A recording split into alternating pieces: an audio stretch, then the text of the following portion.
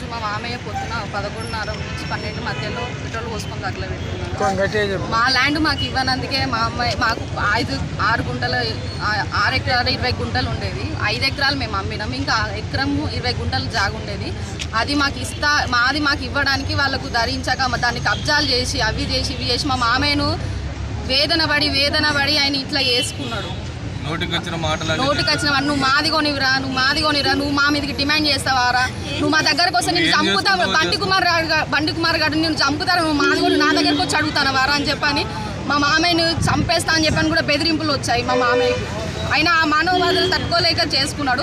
మాకు న్యాయం చేయకపోతే మేము మా కుటుంబం అంతా పెట్రోల్ పోసుకొని మేము ఇక్కడ రోడ్డు మీద పెట్రోల్ పోసుకొని పెట్టుకున్నాం. మాకు న్యాయం జరగలేదు. ఎవరు వచ్చినా సంబంధం లేదు, ఎంత పెద్ద రాజకీయం వచ్చినా ఎవరు వచ్చినా మాకు ఇప్పటి వరకు ఏ రోజుల నుంచి ఒక్క న్యాయం జరగలేదు. మాకు న్యాయం ఇప్పటి వరకు కూడా వాళ్ళని అరెస్ట్ చేయలేదు.